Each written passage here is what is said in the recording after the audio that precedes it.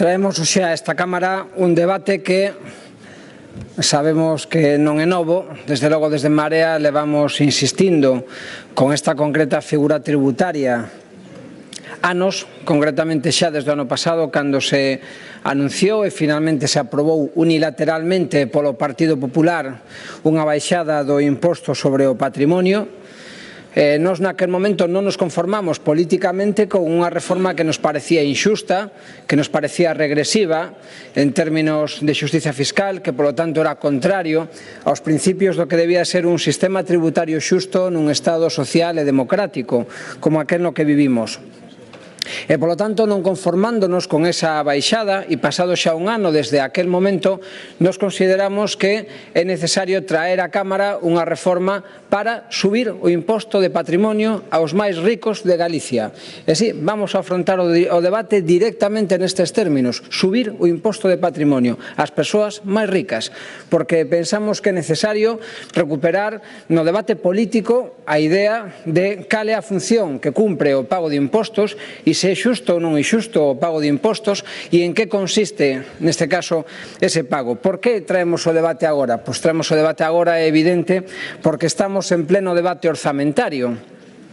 E agora o debate político, dixose onte en repetidas ocasións, o debate político máis importante do ano, desde logo ten unha importancia capital, porque todas as políticas que os distintos grupos formulamos nesta Cámara e na rúa, no conxunto da sociedade, negro sobre branco, propostas de alternativas políticas sobre como afrontar a ampliación de dereitos, a ampliación de liberdades públicas, ten que ir sempre respaldada dunha memoria económica para facer que todo eso que se formula poda ser realidade mediante unha acción pública que ten custos.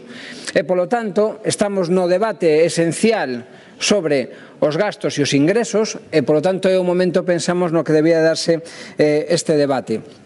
Os orzamentos, ademais, con frecuencia, son abordados principalmente desde o punto de vista do gasto, pero poucas veces se aproveita para dar o debate plenamente desde o punto de vista dos ingresos.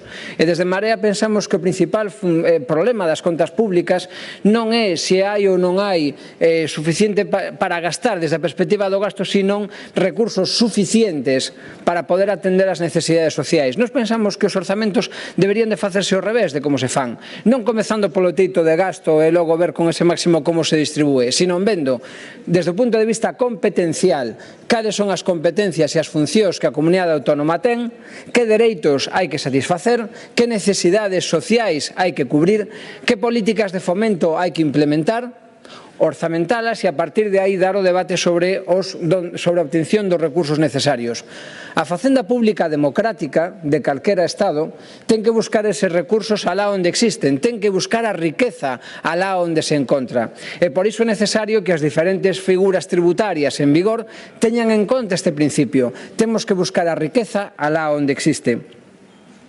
Estamos, polo tanto, ante un debate de xustiza fiscal, e de recursos públicos e de servicios públicos, que quedaría ese debate sobre a asignación de recursos públicos incompleto se non se falase de xustiza fiscal. Todo o mundo recurrentemente estes días, pero ao longo de todo o ano, desde esta tribuna, lanza numerosas ideas que consisten en desplegar políticas públicas que requiren recursos. Ben, nos falamos agora deses recursos para poder facer esas políticas públicas. Xustiza social, señorías, é sobre o que vimos a falar hoxe. En Marea cree na xustiza social entendida como a creación dun sistema de dereitos e de obligacións equilibrado, onde a recadación de recursos seña progresiva, equitativa e transparente, onde se asegura o financiamento de políticas públicas que se orienten á mellora da calidade de vida do conxunto da cidadanía, que consiga a igualdade de oportunidades, que consiga non deixar a ninguén atrás e, ademais, un desenvolvemento armónico da plena igualdade de oportunidades, do pleno emprego, da igualdade entre mulleres e homes e respetuoso con o noso medio natural. Isto significa necesariamente avanzar nun proceso de redistribución de ingresos e riquezas que seña capaz de disminuir a desigualdade e que promova a equidade e a inclusión social. Unha recadación que, e xa establece o noso texto constitucional, debe de rexerse polo principio de progresividade. Para que? Para buscar a riqueza lá onde exista, señorías, para buscar en función da capacidade económica real dos distintos actores que interveñen no sistema económico do noso país. Quero facer unha pequena contextualización do noso sistema constitucional, e é que a irrupción dos estados democráticos e contemporáneos do século XIX e particularmente a consolidación do Estado social e democrático de dereito no primeiro terzo do século XX, en xeral, é dicir, o constitucionalismo contemporáneo do noso entorno, asentaron unha idea na sociedade, a idea da necesaria xustificación do exercicio do poder lexítimo, na xustificación da realización de valores entendidos como bens morais que eran apreciados polo conxunto da poboación. Desta maneira, o monopolio da forza do Estado solamente deviña lexítima se con el se realizan valores e se garanten liberdades e se fan reais dereitos que inicialmente só están recollidos no papel. Polo tanto, hai unha xustificación teleolóxica do poder do Estado. Xustificación teleolóxica incluso tamén da súa capacidade e da súa legitimidade para recadar impostos, incluso de forma coactiva. E é que isto solamente se fai se isto ven orientado a cumplir unha serie de valores e garantizar unha serie de dereitos e de liberdades das que como sociedade nos dotamos. A recadación impositiva pasa a ser así unha función institucional condicionada á realización deses valores. É lexítima a recadación sempre que cumpla unha serie de características e que sirva para realizar unha serie de políticas. Sobre as características desa recadación, como recurrentemente se fala deste artigo, querería citar o artigo 31 da Constitución Española. Todos contribuirán ao sostemento dos gastos públicos de acordo coa súa capacidade económica, mediante un sistema tributario xusto inspirado nos principios de igualdade e de progresividade e que en ningún caso terá alcance confiscatorio. Ben, señorías, dentro deste contexto e para a realización dos valores do Estado social e tamén da democracia social e da autonomía social na que vivimos, é pola que vimos abordar esta reforma do imposto de patrimonio. Imposto de patrimonio neto, deducidas determinadas cargas e determinados gravames. O imposto de patrimonio, señorías, define un problema político. A equidade no sistema, a suficiencia de recursos, a atención ás necesidades sociais, o fomento do emprego, a igualdade, a loita contra o cambio climático, a cohesión territorial, en definitiva, queremos abordar por medio do imposto sobre o patrimonio un dos ingresos que achegan o debate sobre o modelo de sociedade organizada en forma de Estado e neste caso concreto en forma de comunidade autónoma.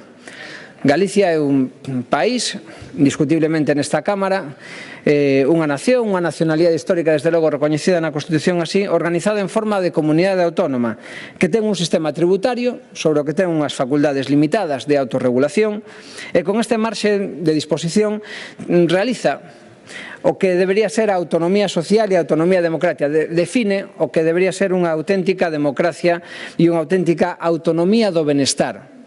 Temos o Estado de Benestar como concepto e, desde logo, a idea concreta a través deste Parlamento e as institucións do autogoberno de Galicia de autonomía do benestar. A autonomía do benestar, señorías, que é unha sorte de pacto social polo que o conxunto da cidadanía galega se compromete a soster os gastos que orixina o seu funcionamento en función das súas capacidades económicas. Estamos, pois, fronte a unha manifestación dese contrato social. E é que a cidadanía galega, e iso é o que nos entendemos desde En Marea, está disposta a contribuir cos seus impostos a que esta autonomía non deixe a ninguén atrás, sempre que esa contribución seña xusta e valga para algo. Polo tanto, debemos de falar aquí de xustiza fiscal e de utilidade nesa recadación. Utilidade de recadación e xustiza fiscal, e isto nos concreta xa no último decenio sobre a situación económica que estamos a vivir, pola que pasamos na última década, e tamén, por que non, mirar cara ao futuro. E un primeiro dato é necesario traer a esta tribuna. Durante a última recesión en Galicia, os ricos fixéronse máis ricos. E fixéronse máis ricos aínda que a media dos ricos do Estado español. E estes son datos oficiais aos que ahora me dedico a analizar. Desde o 2011 ao 2017, segundo os últimos datos disponibles da Axencia Tributaria, o patrimonio total en Galicia rexistrou un incremento do 62%. Mentres o groso da poboación sufría recortes, mentres o groso da poboación sufría un desemprego crecente e galopante e unha precariedade non vista antes no carácter laboral e no carácter social, señorías, o patrimonio total de Galicia aumentou o 62%. Isto é, pasou de 25.413 millóns a 41.262 millóns. Ese patrimonio estaba equitativamente distribuído entre toda a poboación de Galicia? Lamentablemente non, señorías, e os datos sociais a ese respecto son ben elocuentes. Mentras isto sucedía en Galicia, o incremento do patrimonio, en poucas mans, en poucas fortunas, no conxunto do Estado este incremento foi do 55%. É dicir, houve unha paradoxa que era que mentre o groso da poboación vivía progresivamente precarizada e desposuída dos bens, nalgúns casos, necesarios para a súa propia subsistencia, se xeraba riqueza e, ademais, esa riqueza se concentraba cada vez en menos mans.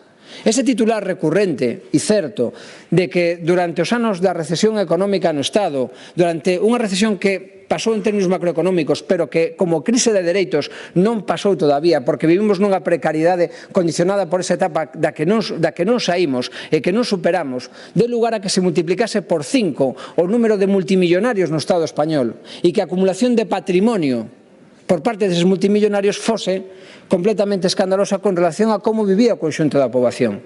Pois ben, señorías, esta situación xa de por sí pouco aceptable en términos de xustiza fiscal no conxunto do Estado aínda se agravou máis en Galicia, porque esa diferencia de patrimonios se fixo aínda máis evidente.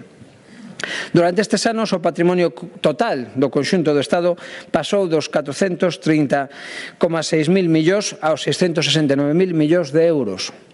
Capacidade de acumular nas grandes fortunas que non teñen unha correspondencia no resto dos patrimonios do conxunto dos mortais, de todos vostedes e seguramente da grande parte da xente que nos está escoitando. Ben, pola contra, o curso do imposto sobre o patrimonio evolucionou de forma diferente. Podería suceder algo distinto, señorías, que aumenta o patrimonio, que se concentre en poucas mans, pero que o sistema tributario intervén para localizar a riqueza lá onde máis se acumula e a partir de aí, con un réxime impositivo xusto, redistribuíla ao conxunto da poboación. Sin embargo, señorías, iso non sucedeu así. O imposto do patrimonio cedido ás comunidades autónomas sufriu unha evolución que diverxe en grande medida co incremento que experimentou o patrimonio total. E así o incremento do imposto de patrimonio na propia comunidade autónoma foi bastante irregular.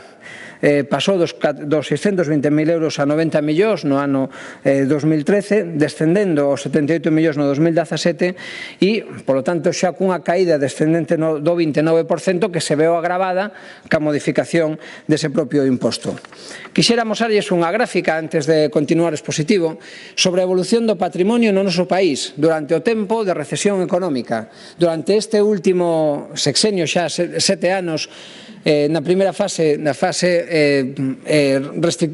regresiva do ciclo, a fase de recesión, e posteriormente na fase expansiva, como foi evolucionando o patrimonio das rentas das grandes fortunas do noso país, non das rentas, senón das grandes fortunas do noso país. Un gráfico que amosa, entre outras cousas, como foi aumentando a riqueza en poucas mans e que esa riqueza non tivo un correlativo na redistribución para o resto da poboación. Co patrimonio acumulado que vostedes acaban de ver, a decisión da Xunta foi baixar o imposto de patrimonio. Unha rebaixa que de media supuxo un 21% de rebaixa do imposto de patrimonio, casi en términos anuais, 2.000 euros por contribuinte.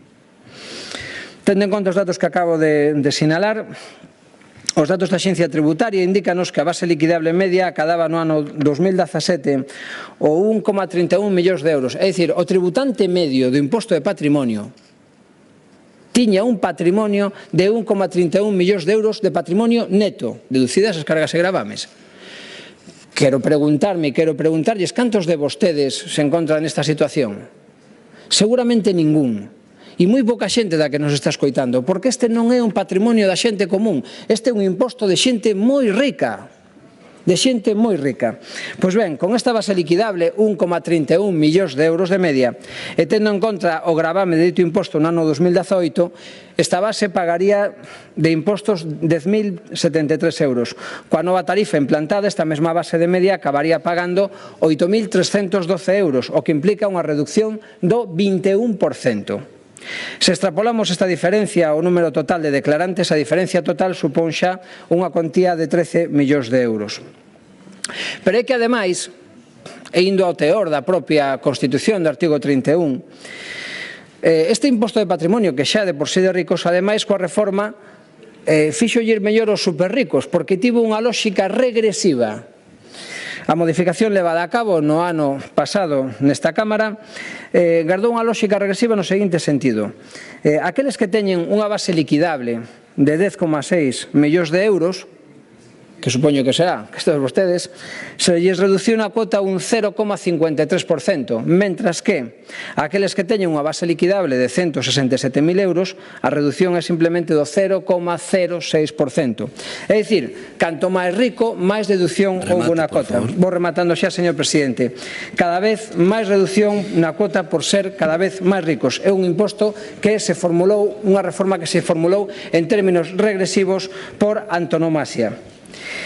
Un aspecto clave que xustifica a implantación do imposto de patrimonio é a de corrixir a desigualdade de renta que se produce no sistema. E, sin embargo, estamos vendo que a reforma implementada o que supuxo foi a maior acumulación de patrimonio nas xa de por sí grandes fortunas. Nós pensamos que hai que reverter esta situación e por eso é polo que hoxe traemos esta reforma, porque pensamos que aínda non están satisfeitas todas as necesidades esenciais que ten a sociedade galega, non están corrixidas as desigualdades. Vimos onte no debate cal era a situación social do noso país, cal é a situación ambiental e cal é a situación con relación á igualdade. E, polo tanto, é necesario ter recursos para poder superar esas desigualdades. E remato xa, este é o imposto idóneo para facelo. E esta reforma é unha reforma que entendemos que é prudente, pero que se axusta aos principios de xustiza fiscal.